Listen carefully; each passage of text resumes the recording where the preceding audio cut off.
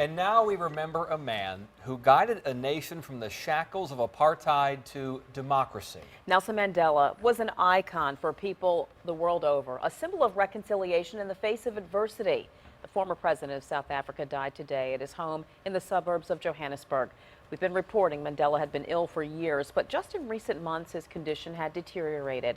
The son of an African tribal chief, Mandela became a political activist in the fight against apartheid. He was in prison for 27 years for taking up arms against the white minority rule. In 1990, he was released, and by 94, had won the Nobel Peace Prize and elected as the first black president of South Africa. This evening, South Africa's president spoke on Mandela's passing. Our nation has lost its greatest son. Our people have lost a father. Although we knew that this day would come, nothing can diminish our sense of a profound and enduring loss. Mandela had visited America as early as 1990. This was not long after his release from prison. You're looking at video of him laying a wreath at the grave of Dr. Martin Luther King Jr. Shortly after the announcement of his death, President Obama, who will travel to South Africa for a memorial service, spoke about Mandela's legacy and sacrifice. He achieved more than could be expected of any man. And today he's gone home. And we've lost one of the most influential, courageous, and profoundly good human beings that any of us will share time with on this earth. He no longer belongs to us. He belongs to the ages. South African officials say there will be a state funeral for everyone to pay their respects. Tonight in Washington, a light shines brightly on the statue of Nelson Mandela outside the South African embassy. And from the White House, you are getting a look at how the United States will remember Mandela. President Obama ordered flags flown at half-staff until sunset Monday. Tributes are pouring in from all over the world. And tonight we are hearing from people in Hampton Roads who knew him, and they told their stories. To 10 on your side's Lauren Compton. So Lauren, what did they tell you? Well, Nicole, these two men had a lot to say about Nelson Mandela, and they say meeting him forever changed their lives.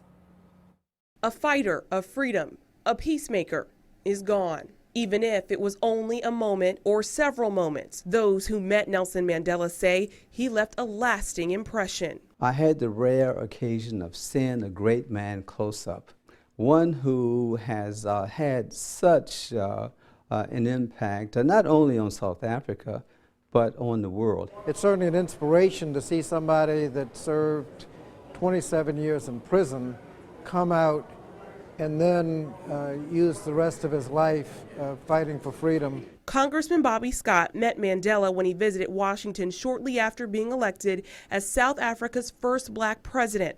The encounter was brief, but Scott says Mandela's life and actions spoke volumes about a person's ability to affect change. The experience just inspires you to do a lot better than you would have ordinarily, because you can see what kind of difference one person can make, and so it inspires you to be that kind of one person, to fight for freedom. Portsmouth native and former U.S. Ambassador Bismarck Myrick worked with Mandela.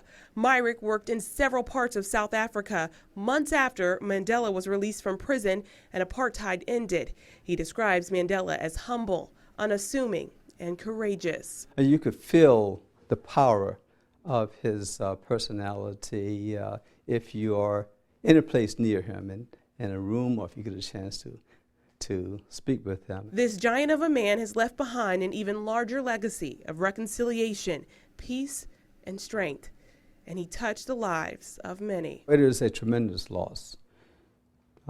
He is viewed as the father of the country. Both men say it's amazing that Mandela had no bitterness or anger after being imprisoned for 27 years. He moved on to lead the country past apartheid peacefully. In the newsroom, Lauren Compton, 10 on your side. We received this from Governor-elect Terry McAuliffe. There will never be another Nelson Mandela, but his spirit and his cause will live on, and the men and women whom he inspired to fight for a more equal, just, and prosperous world for all of us. And Governor Bob McDonnell released this statement. All Virginians can learn from his example, and I encourage the citizens of this state, especially our young people, to take this moment to study the life of Nelson Mandela.